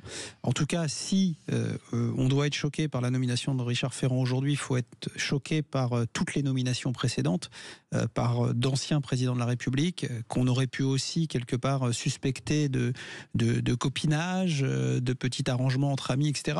Donc, je veux pas rentrer là-dedans. Moi, j'ai toujours en fait envie de croire que ces personnalités publiques, d'où qu'elles viennent d'ailleurs, sont au-dessus des politiques aériennes et des retours d'ascenseur. Voilà, j'ai envie de croire ça. Mais Sébastien, on a le temps, non? Oui, allez-y. Juste un mot. La grande différence avec les pratiques précédentes, vous avez raison, Chirac, Debré, c'est que là, ce sont des tiers qui sont en cause, en quelque sorte. Là, ça dépasse la relation personnelle entre le président et celui qu'il fait nommer. Allez, Françoise de Gaulle, hommage à la famille Bibas, bien sûr. Ouais, voilà, parce qu'on a tous eu du chagrin. On n'avait pas trop d'illusions sur le sort de Kfir, parce que quand vous êtes un bébé de 9 mois enlevé le 7 octobre, on est tous très émus. Comment voulez-vous survivre dans cet enfer quand on voit comment reviennent les otages, dans quel état ils sont, les femmes surtout. Donc voilà, mais une fois qu'on est face au réel, vous savez, Jacques Lacan disait, le réel c'est quand on se cogne. Donc là on se cogne au réel, et on se cogne à cette maman, Chiri, à Kfir, 9 mois, et au petit frère Ariel, qui avait donc 4 ans au moment de l'enlèvement, qui sont morts, puisque le Hamas a annoncé qu'il rendrait les corps. Voilà. Et donc je voulais... Quel drame pour le papa qui vient d'être... Le papa qui est le seul libéré, qui est le seul survivant. Je voudrais dire donc tout mon chagrin, ma peine et puis mon soutien. Et je voudrais dire aussi à Blanche Gardin que j'en ai totalement marre de l'entendre raconter n'importe quoi sur le génocide, parce qu'elle a une responsabilité. Voilà, c'est ça un génocide. C'est quand il y a un papa qui revient, et alors une chance que le papa soit revenu, et que vous avez des enfants de 9 mois, de 4 ans qui sont assassinés par des terroristes qui ne sont pas des combattant. Blanche Gardin et son frère, parce que on met en cause son frère Jean Gardin, maître de conférence à la Sorbonne. Je viens de retrouver ses états de service extraordinaires, membre du BDS, membre de Urgence Palestine, et qui mène une campagne de haine au sein de l'université française contre Israël. C'est pas possible. Je m'en fous de Netanyahou, je déteste Netanyahou. Enfin, je déteste, j'aime pas ce mot. Je ne soutiens pas Netanyahou, je suis une femme de gauche. Mais regardez la chose. Kfir, Chiri, Ariel, 4 ans, 9 mois, d'accord? Et des débiles en France, intellectuels et humoristes, qui continuent et politiques, merci à la fille, à nous assommer avec le génocide. Philippe Bilger. Je me suis demandé ce matin ailleurs, pour quelle raison ces adorables petits et leur mère n'avaient pas été libérés tout de suite, et on m'a dit qu'ils étaient morts probablement dès le début. Oui. Probablement, peut-être. On saura malheureusement jamais. Si on saura, parce que l'ADN va parler. Mais... Toute cette abominable histoire permet de révéler, comme vous le faites, Françoise de Gois, les vrais fascistes aujourd'hui. Et malheureusement... Et les vraies dérives. Mais les vrais fascistes, parce que des dérives, il y en a toujours. Mais là, on est parce qu'il y a l'ignominie des actes barbares et terroristes. Et il y a des salopards et il y a des salopards qui exploitent ça. Moi, je dis que c'est des salopards. Oui, des salopards qui exploitent ça politiquement et médiatiquement. Merci beaucoup Françoise de Gois pour ce que vous venez de dire. Sébastien Ménard, on finit sur une note très positive. Biarritz, première ville où il fait bon vivre. Ah oui, mais en fait, on se demande pourquoi c'est vous qui le dites. En fait, non, mais moi je vais vous dire tout le contraire, parce que moi je suis élu local là-bas, et en fait il faut pas venir, parce qu'en fait l'eau n'est pas propre. Les villes, oui, il fait très froid. Là, en ce moment il fait moins 2 degrés actuellement à Biarritz. La ville est saturée. Vous savez, les prix sont exorbitants. On vit une inflation. L'océan est tellement froid qu'il y a des icebergs. Non, mais dessus. on vit une inflation de 47%. On peut plus stationner une voiture, il n'y a plus d'aéroport, il n'y a plus rien. Donc en fait, ce que je vais vous dire, c'est qu'effectivement, tout ce qui a été annoncé le week-end dernier, c'est totalement faux. On a acheté ce sondage. Voilà, on a payé très très cher pour passer de la 3e à la première place. Donc ne venez plus à Biarritz. Ne venez pas à Biarritz. Voilà, choisissez d'autres destinations. Françoise de Gois connaît des petits bleds très sympas. Voilà. Ne venez pas chez nous. Ne venez pas chez nous. Saint-Sébastien, c'est bien mieux, votre plage pourrie. Et n'oubliez pas une chose, le pire qui puisse vous arriver à Biarritz, c'est que vous pouvez croiser Sébastien Ménard. J'allais vous le dire. Non, ceci dit, à Saint-Jean-de-Luz, vous croisez Michel Alliot-Marie. Donc je sais pas qu'est-ce qui est le mieux. Sébastien Ménard, lequel je préfère Ménard. Trêve de plaisanterie, on est excessivement fiers de ce qui nous arrive. On comprend. Voilà, donc évidemment. On comprend pas pourquoi. En tout cas, c'est pas grâce au travail des élus locaux. Je vous remercie, Françoise de Gois. Voilà. Non, on est très heureux, on est très fiers, et encore une fois, on sera immensément heureux d'accueillir tous les auditeurs de Sud Radio qui viendront nous visiter. N'hésitez pas, mais si vous pouvez venir à la maison. C'est la première fois, je crois, que Biarritz est en tête. Oui, tout à fait. On a souvent été dans le trio. Voilà, on était souvent 3e, 4e, 5e, 3e. Regardez ce qu'on va faire. Et on a gagné. Bravo. Merci. Bravo. Merci. Bravo Biarritz. Merci beaucoup Sébastien Ménard, en tout cas d'avoir terminé sur cette note positive. C'est vrai. Allez, vous restez avec nous dans un instant. Emmanuel Macron qui consulte sur l'Ukraine. Trump et Zelensky s'affrontent et Trump propose des troupes européennes. Alors parlons vrai. Êtes-vous favorable à l'envoi de troupes européennes en Ukraine? Et si oui, pourquoi faire? Et à cette question, Ukraine, l'Europe est-elle dans une impasse? Vous dites oui à 89%. Vous voulez réagir? Le 0826 300 300. Eugène Berg est avec nous, diplomate, géopolitologue, ancien ambassadeur et auteur du livre Ukraine, février 2023, les racines du conflit, aux éditions Hémisphère. Petite question très courte, réponse très courte. Est-ce que la France peut tirer son épingle du jeu dans ce processus en cours? Écoutez, elle essaye, elle fait tous les efforts. On verra à la fin des courses, en quelque sorte. Bon, elle a le mérite de faire des choses. Je peux dire que le pauvre Macron, il a plus que ça à se mettre sous la dent. Bon, un peu le style, un peu badin pour les choses sérieuses. Mais je crois que, il fait des efforts. Allez. Mais on verra. On va en parler dans un instant. Restez avec nous. On est ensemble jusqu'à 19h. Sud Radio, votre attention est notre plus belle récompense. Merci de nous écouter sur Sud Radio. Non, c'est normal, parce que vous êtes une radio sympa, diversifiée et tout, donc c'est très bien. Sud Radio, parlons vrai. Les vraies voix Sud Radio, 17h-19h, Philippe David, Cécile de Ménibus. Les vraies voix, Philippe David, j'ai dit David. Oh, c'est pas grave. Mais bide, j'ai dit bide. Parce que j'en ai un peu, c'est pour ça. C'est peut-être pour ça. Mais vous en connaissez très peu. Ah, voilà. Pourquoi Philippe Bilger m'appelle mon replay? Oui. Et mon dodu. Mon dodu. C'est joli, mon dodu. Philippe Mondodu est avec moi. Philippe Bilger, Françoise de Gois et Sébastien Ménard, pardon. Tout de suite, le coup de projecteur des vraies voix. Les vraies voix Sud Radio, le coup de projecteur des vraies voix. Notre Europe, aujourd'hui, est mortelle. Elle peut mourir et cela dépend uniquement de nos choix. Mais ces choix sont à faire maintenant. Mini-sommet européen sur l'Ukraine, 2e édition. Après une première réunion à Paris, Emmanuel Macron vient d'en convoquer une nouvelle. Elle aura lieu dès ce mercredi avec de nouveaux pays membres de l'Union européenne et d'autres de l'OTAN. Et une réunion dans les jours à venir avec les partis et groupes politiques français. Nous avons toujours répondu à l'appel du président de la République, on ne s'est jamais défilé, maintenant on n'est pas dupe. On voit bien l'agitation du président de la République dont l'ego souffre d'être tenu à l'écart d'un événement international. Emmanuel Macron consulte donc encore ses homologues européens, bientôt les partis politiques français sur l'Ukraine. L'Europe bousculée par les négociations directes États-Unis-Russie. Le ton monte entre Donald Trump et Volodymyr Zelensky. Fâché par ces discussions dans son dos, le président Trump se dit aussi favorable à des troupes européennes de maintien de la paix en Ukraine. Alors parlons vrai, est-ce que la position de Trump qui décide tout en demandant aux Européens d'envoyer des troupes européennes en Ukraine vous semble cohérente? Et à cette question, Ukraine, l'Europe est-elle dans une impasse? Vous dites ouais, 89%, vous voulez réagir, le 0826 300 300. Notre invité Eugène Berg est avec nous, diplomate, géopolitologue et ancien ambassadeur, auteur du livre Ukraine, février 2023, les racines du conflit. Et c'est aux éditions Hémisphère. Merci d'avoir accepté notre invitation, monsieur le diplomate Philippe Bilger. Je continuerai à être totalement dans la posture intellectuelle que j'ai adoptée lorsqu'on parlait de l'Ukraine dans les vraies voies. Je veux dire par là que je ne savais pas tout, j'émettais des analyses, j'espère les moins idiotes possibles, mais en même temps je n'ai jamais surestimé mon savoir.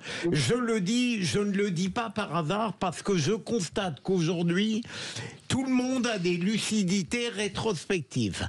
C'est-à-dire que des gens qui soutenaient à juste titre l'Ukraine qui venait d'être envahie se découvrent tout à coup pro-russes, critiquent ceux qui dénonçaient l'emprise russe et la dictature de Poutine. Ça devient extravagant.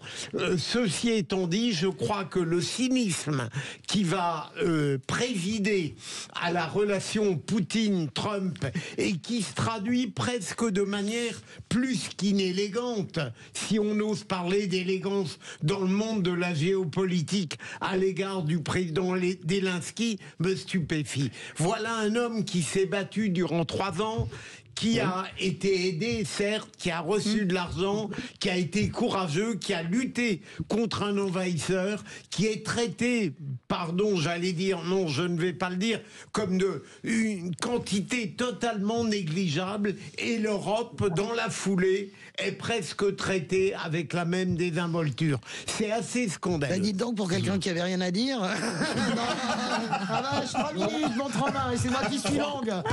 Vous disjonctez 2 minutes 47. Excusez-moi, mais oui, bien sûr. Allez, on y va. Moi, je plus sois à ce que dit Philippe Bilger, je pense que je suis outré, et puis la désinformation. L'AFP a été obligé de faire un rectificatif, parce que Donald Trump a quand même annoncé que Zelensky était illégitime, parce qu'il était à 4% dans les sondages, ce qui est faux. Il est plébiscité par une grande partie, en tout cas par une majorité des Ukrainiens, à 57 ou 58%. Il s'est battu, il est courageux. L'Europe, mais moi je pense que l'Europe ne passera pas par pertes et profits, et je ne sais pas ce qu'en dira l'ambassadeur, mais en tout cas, moi je pense que c'est très bien ce qu'a fait Emmanuel Macron. La première réunion avec les pays importants, et cette réunion aujourd'hui. Il envoie un start, écoutez, sur l'Ukraine, c'est le rare dossier sur lequel je trouve qu'il ne fait pas d'erreur, moi. Sébastien Ménard. Ce qui arrive malheureusement au président Zelensky est une tragédie, puisqu'il est qualifié pas plus tard qu'il y a quelques minutes de menteur par Donald Trump et de dictateur. Voilà, c'est ce qu'il est en train de, c'est ce que Trump est en train de raconter. Trump rappelle une vérité. Une vérité, c'est celui qui paye qui décide. Et aujourd'hui, celui qui paye, je dirais, le principal soutien à l'Ukraine, c'est Trump. Et Trump a dit depuis le début qu'il mettrait un terme à ce conflit et qu'il souhaiterait arrêter la guerre. Ne serait-ce que parce qu'il ne veut plus payer. Voilà. Et je pense que l'opinion publique américaine ne veut plus payer. Et donc la réalité, c'est que plutôt que de discuter avec tout ou partie des belligérants, voilà, direct ou indirect, il discute avec le belligérant direct, à savoir la Russie. Voilà, entre grands de ce monde, tout ça me paraît pas complètement déconnant. Je dis pas que c'est juste, je dis pas que c'est moral, je dis pas que c'est éthique, mais en tout cas, c'est ce qui est en train de se dérouler. Eugène Berg, monsieur l'ambassadeur, va-t-on vers une paix russo-américaine en Ukraine? Enfin, c'est les Américains qui signent avec eux. Une paix russo-américaine sans que les Européens aient leur mot à dire. Et les Ukrainiens non plus, d'ailleurs. Écoutez, bon, tout ce que vous avez dit est intéressant et vrai, quoi. Il y a simplement, sans rentrer dans le détail un peu trop technique, hier j'ai vu les réactions en disant comment on a écarté les Européens, c'est indigne et ainsi de suite. Attention, il ne s'agissait pas de négocier sans faire un vocabulaire, il s'agissait d'une prise de contact qui n'avait pas eu lieu pendant 3 ans, c'est malheureux. Bon, Biden ne voulait pas parler avec Poutine, Trump a une autre approche qui est beaucoup plus expéditive, plus directe. Ils ont renoué les contacts pour voir si effectivement des négociations qui incluraient à un moment ou à un autre l'Europe et éventuellement la Turquie. Erdogan, Zelensky était quand même en Turquie, Ankara, il y a 2 jours. Donc, c'était pas négociation. Il s'agissait pour les 2 grands qui se considèrent un peu comme les maîtres du monde, pour la Chine aussi, c'est évident. Donc, de reprendre contact, de reprendre langue, parce que Trump est pressé, en quelque sorte, et c'est là qu'il se met un peu en position de faiblesse. Parce que Poutine a dit « Moi, j'ai tout mon temps. Vous savez que je ne vais pas rentrer. » Ce qui s'est passé, c'est qu'ils se sont mis, et déjà, les Américains voulaient organiser un sommet entre Poutine et Trump dans la semaine d'après Riyad, c'est-à-dire la semaine prochaine. Et les Russes ont dit « Non, non, il faut le préparer, on n'est pas pressé. » Donc, Trump mange un peu les cartes. Par contre, là aussi, il joue solo, quoi. Il dit un peu, j'irai n'importe quoi, 4% et suite. Heureusement qu'il a une équipe derrière lui qui est plus modérée, surtout Rubio, que je connaissais pas. Oui, il est très bien, Marco Rubio. Jeune, qui se comporte très bien et qui dit non, on veut une vraie paix, durable, on vous inclura, on veut pas une armistice, vous serez là. Donc, il est en train d'avoir des angles un peu plus diplomatiques. Il a déjà un politicien, mais il a en face de lui des gens redoutables.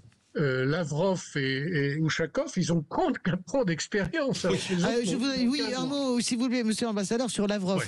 Il a un peu disparu, mais on a tous considéré, et vous le savez très bien, puisque vous êtes de la profession, et moi, quand j'étais, toujours que c'est probablement l'un des plus grands diplomates des 30 dernières années, Lavrov. Effectivement. Et je voulais juste saluer Marco Rubio, après j'arrête. C'est vrai, vous avez raison, il n'a rien à voir en apparence avec l'administration, c'est un vrai politico-diplomate, il est très intéressant, Rubio. Monsieur l'ambassadeur, est-ce que c'est se tromper alors que de penser que Donald Trump apparemment a l'intention de s'appuyer exclusivement sur le point de vue russe et qu'au fond il va liquider les choses en donnant totalement satisfaction à l'un des belligérants? Non, il est évident que les Russes sont très habiles et pour eux ils gagnent l'information. Regardez ce qu'a fait Vance, il nous a passé un savon. On ne va pas répéter là-dessus. Donc, il dit, voyez nos idées, anti-woke, anti-ceci, cela, vous savez comme moi. Donc, ils adoptent un peu notre point de vue idéologique. Ça, c'est le point de vue de Trump, de Vance. Non, effectivement, Trump donne l'impression, mais vous savez, il donne des coups de godille à droite, à gauche. Mon opinion, c'est qu'il est entouré, heureusement, par des gens, ils lui sont très fidèles. Mais attention, Trump, il veut, tout le monde le sait, se tourner vers la Chine, mais pour l'instant, il n'est pas très dur avec la Chine. Hein. Il veut même l'inclure. Pour l'instant, il n'a pas donné des sanctions commerciales très dures. 2, il veut le prix Nobel, certes. Il a Gaza. S'il va très vite, s'il lâche l'Ukraine, là, il risque d'être attaqué. J'ai regardé les sondages commencent à baisser parce que les Américains ne sont pas fous. Ils voient que le niveau de vie va peut-être augmenter avec les droits de douane. Donc là aussi, Trump, il est tout puissant. Mais attention, c'est pas un dictateur. Il y a quand même des élections, il y a quand même une presse libre. Je lis New York Times. Il commence à lever la voix. Et donc, s'il lâche, on va lui dire Trump, mais c'est un matamor, c'est un faux dur. Et si c'est ça, il va pas résister à la Chine. Et puis finalement, il nous met des bâtons dans les roues. On va pas le suivre vis-à-vis de Taïwan. Et ça, il y a des gens qui vont lui répéter habilement. Donc, il peut pas lâcher. S'il lâche, toute son image d'homme qui amène la paix, d'homme qui arrête les guerres, on prendra un coup. Et c'est ça qu'il faut dire. L'Europe, il faut qu'elle montre qu'elle existe. malheureusement les diviser. Je ne vais pas vous répéter, vous savez comme moi. Mélanie ne veut pas y aller, je ne parle pas des Hongrois. Les Polonais ont dit qu'ils ne vont pas envoyer de troupes parce qu'il y a eu un contentieux. Les Espagnols s'interrogent. Et puis bon, les troupes, c'est bien. Je ne vais pas vous affliger. Si on envoie 40 000 soldats, il faudra 7 000 Français. Ça va coûter 4 milliards d'euros à l'Europe. Combien de temps ? 3 ans, 10 ans avant qu'on établisse tout ça, tout ça nous paraît improvisé un petit peu. Pour l'instant, c'est les politiques qui font leur show, c'est leur travail. Les services secrets disent que la Russie va nous attaquer, c'est leur boulot. Finalement, ils sont là, ils sont payés pour dire que ça va mal. Autrement, s'ils disent que ça va bien, personne. Donc, il y a une distribution des rôles et le moment de vérité arrivera. Par exemple, il y aura des commissions, je ne veux pas entrer dans le technique, il faut que l'Europe consulte, aille voir les États-Unis, ambassade ou pas, et disent voilà nos points de vue. Et à un moment, est-ce que ça sera à Pâques, est-ce que c'est en avril, il y aura effectivement on se mettra autour d'une table. Est-ce que ça sera à 3, évidemment, Ukraine, Russie, États-Unis, Ukraine, Russie, et le problème de l'Europe, qui ? C'est là le problème. Est-ce qu'on va pas mettre 27 chefs d'État ? On mettra la troïka européenne et on mettra qui ? Macron ? Merz. Là, l'Europe va se battre pour savoir qui va parler au nom de l'Europe. Merci beaucoup Eugène Berg. Merci beaucoup, diplomate, géopolitologue et ancien ambassadeur, auteur du livre Ukraine, février 2023, les racines du conflit, aux éditions de Hémisphère. Merci d'avoir accepté notre invitation. Pardon Sébastien Ménard, malheureusement on n'a pas eu le temps de vous entendre. Merci beaucoup Françoise Degois. Merci, c'était un plaisir. Merci beaucoup Philippe Bilger. On vous retrouve demain. Dans un instant, des grands entrepreneurs français. Vous allez voir qu'ils sont très inspirants et pourtant ça a plutôt mal démarré. On en parle dans un instant. À tout de suite.